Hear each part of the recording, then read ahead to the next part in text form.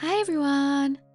Welcome back to anyone who has watched my previous videos, and welcome to any new subscribers. It's lovely to have you all here. So if you've watched my previous videos, you'll be aware that I've been busy restoring a miniature greenhouse for my mum's doll's house. And it's a greenhouse that I made many years ago, and it was in need of some repairs. So in this video, I'm actually going to be working on the miniature potting bench that goes inside the greenhouse. Again, this miniature was something that I made for my mum quite a few years ago now, and it was one of the very first miniatures that I'd made. So I'm hoping that with a little bit more experience and a few extra tools and materials, I'll be able to restore this potting bench and make it a little bit better than it was.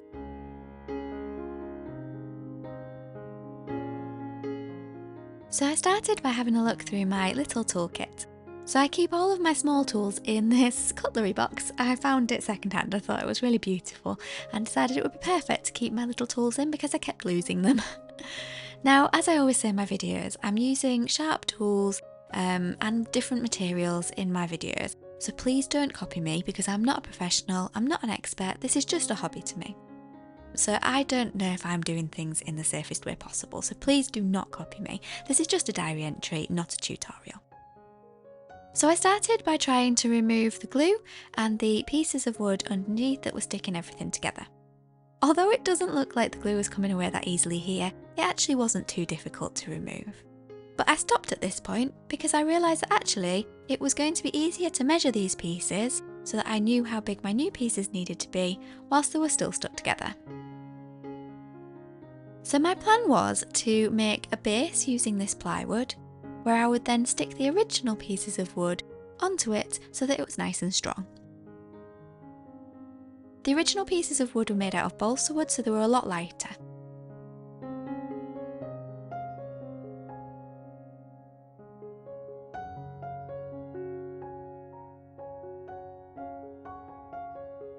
I think this was the first time that I'd worked on my new dining room table, with my new tablecloth on top of it. So I'm protecting my new table with the tablecloth that you can see, and then I've got a cutting mat as well to protect that. I damaged my old dining room table really badly from all of the crafting that I was doing, and so I've been really reluctant to start crafting on this dining room table because I don't want it to get damaged. And even though I had my cutting mat and then sort of a tablecloth that's made out of kind of a lino material, I was still really concerned that I was going to damage my table. So I almost feel like I should get another table to work on to do my crafts, but then I don't have room for that, so I don't really know what to do. I mean, this did work, I didn't damage my table, but I am a little bit concerned that I might damage it. If you ever watch my videos right from the start, so my first doll's house videos were when I was doing my Tudor doll's house, you will see that the old dining room table did start off in a lovely condition, and then throughout the videos it kind of just gradually got more and more scratched. So yeah, I want to keep this dining room table nice and look after it.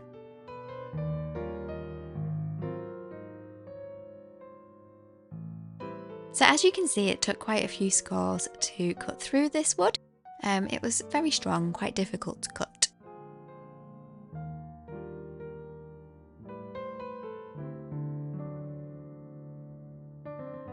I tried to work in an organised way and keep each new bit of plywood with the pieces of wood that were going to get stuck on top of it. Amazingly, when I measured this, the remaining piece of wood was the exact length that I needed for the longest piece of the bench.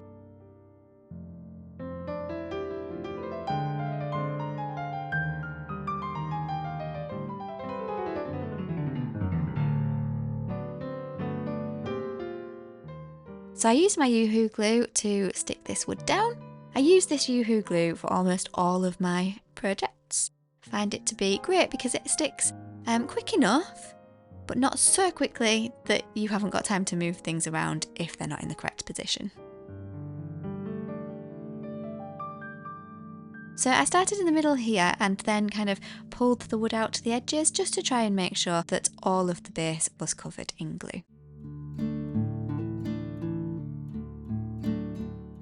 And once all of the pieces of wood were in place, I then just made sure that they were all in line by pushing them in at the edges, like this.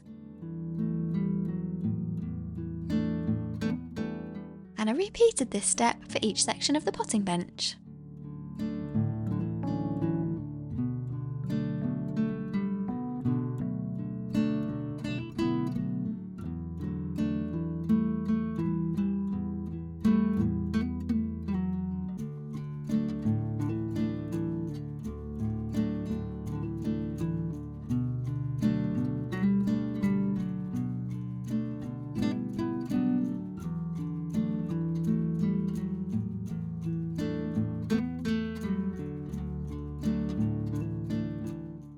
Now, I'm not sure why, but these two end pieces are different sizes. And there must have been a reason when I first made this bench.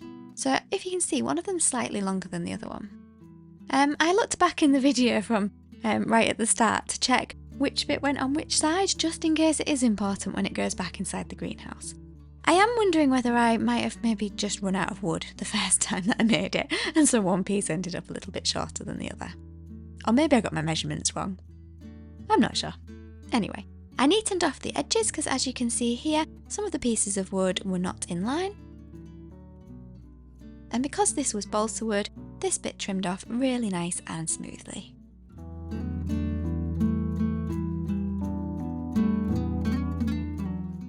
Then I decided to stain this wood.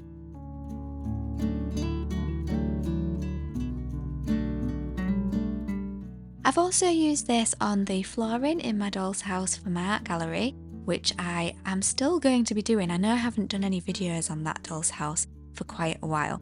One of the main reasons is because of my dining room table, because I've been worried about ruining it again, and also because the doll's house has become really heavy with all of the bricks and the tiles that I've added, so I'm finding it difficult to lift it down from its position on the piano. So once I do lift it down, I'll then probably do quite a lot of work on it and keep it down in a position where I can reach it. I started by trying to stain this by adding a bit of the oil to a tissue, but I did find that the tissue was absorbing the oil so much that it didn't really transfer onto the wood. So I then moved on to using a paintbrush. Obviously, please don't copy me because every oil is going to be different.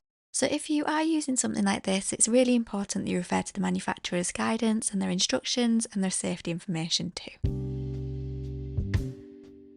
Applying this with a paintbrush here was working because the balsa wood was so absorbent, but using a paintbrush to apply oil like this often doesn't work because it will kind of sit on top of the material and it applies too much of the oil. So that's why it's so important as well to follow the instructions on the manufacturer's information.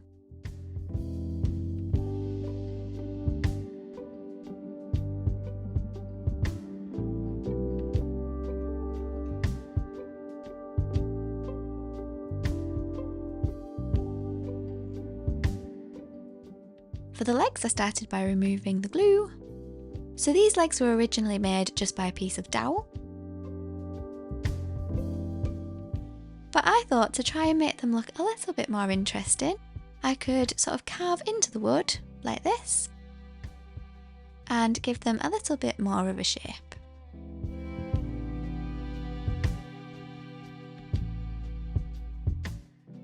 What do you think?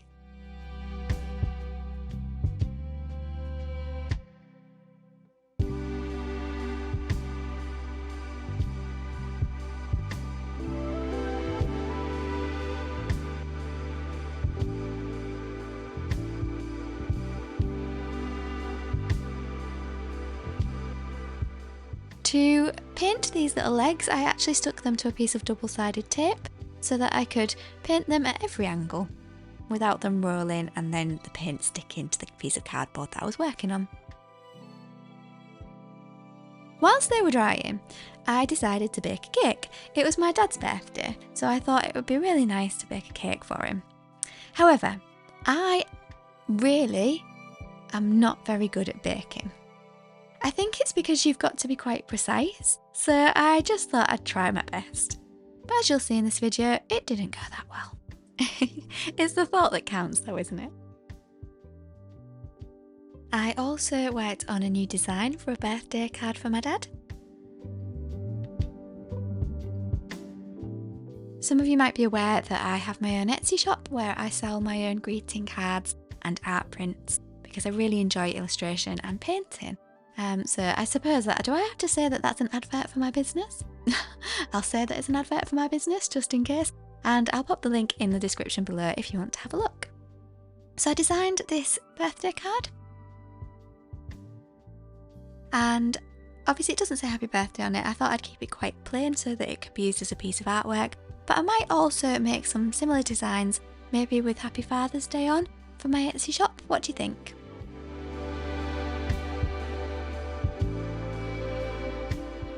So I now needed to attach the legs to the tabletops, and I was going to do this by making little holes in the worktops and then adding the legs to them.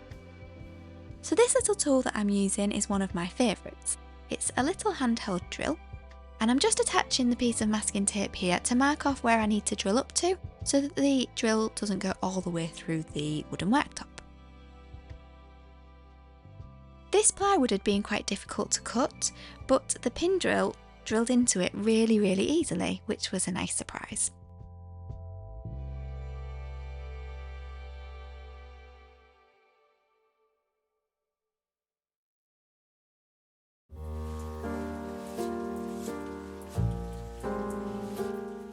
Now unfortunately, when I got to this stage, I realised that I had drilled all the way through. And that's because the piece of masking tape had actually slipped out of position. So that's really unfortunate because it had actually worked up until that point. But never mind. So as well as pushing the legs into the worktops, I also just added a little bit of glue just for strength.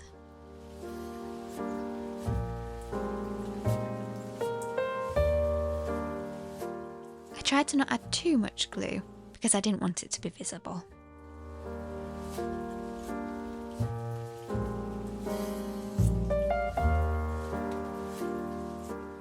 If I'd had some more dowel, I would have added a fourth leg to this section, but thankfully it stood up without. And this piece was going to be joined onto the other pieces as well. So this was the bit where the drill had gone all the way through the worktop, and unfortunately I forgot as I was putting this leg in place and it went all the way through and out the other side. And the green paint, as soon as the glue went onto the green paint, it suddenly wasn't dry anymore. So I've now got green paint on the top of this potting bench. So I think that might be an area where my mum might want to just place a little plant pot to hide it.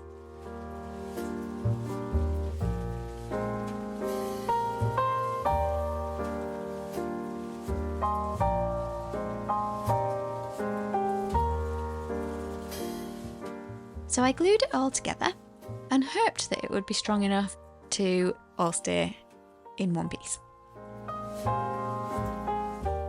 And I left it to dry. Here I'm just making sure that everything's standing at the correct angle before the glue dries. So I left this for a while to dry, and I had a little tidy up whilst that was happening. And then once it was dry, it was time to turn it over to see if it was strong enough. So at first I thought it was strong enough, but then I realised that the section on the left was a little bit loose, as you can see here. And I also felt like this little bench needed just a bit more detail.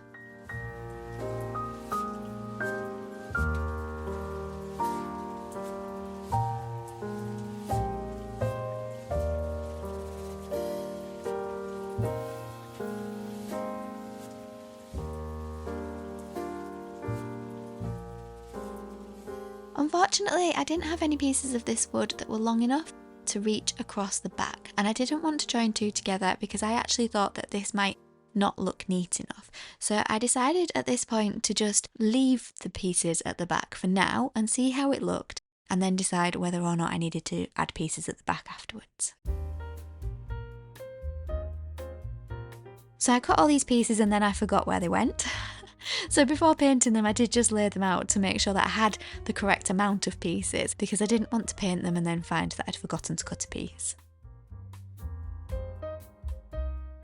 So I painted them with the same green paint. It's actually just a little tester pot, like a decorating paint that I got for 50p from my local DIY shop. Anyway, would you like to see some cake progress? Because it had been baking whilst I was doing this.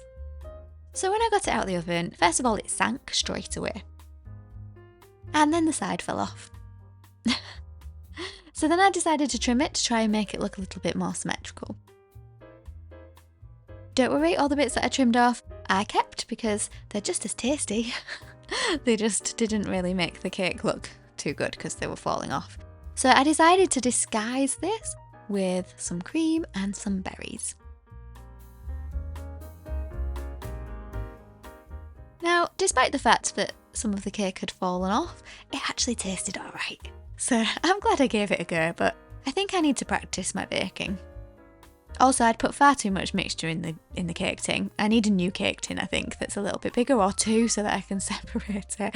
Anyway, I'm not great at baking. Any advice would be greatly appreciated. It tasted alright. Anyway, back to the potting bench. So I glued this piece back in place that had come loose.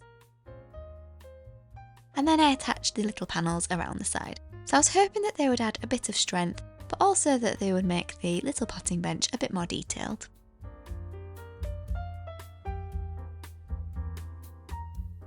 I tried to do this really carefully because I didn't want the glue to be visible.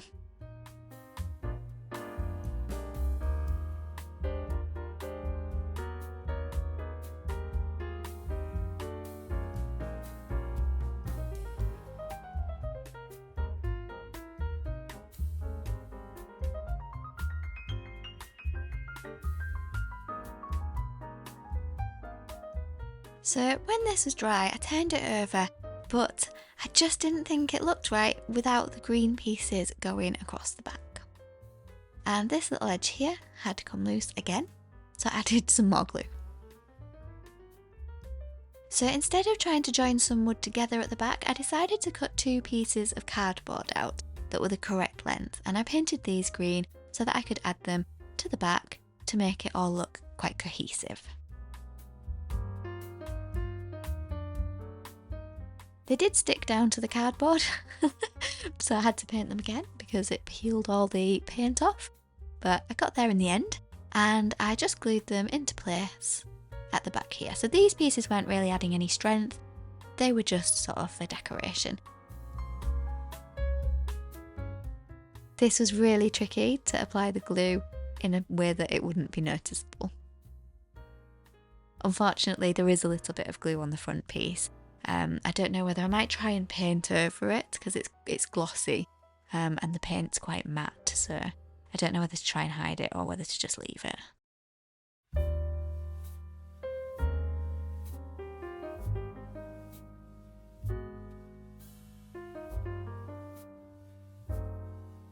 So there was a little gap between this piece of card and the leg there, but I think that it looks alright even though it's not joined.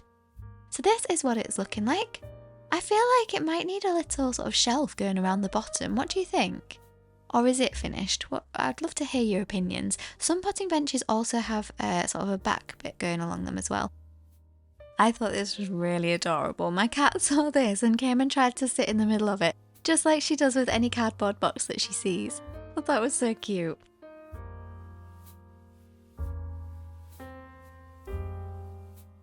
I've not yet taken this potting bench round to my mum's house to go into the miniature greenhouse, but when I do take it, I'll film it so that I can show you.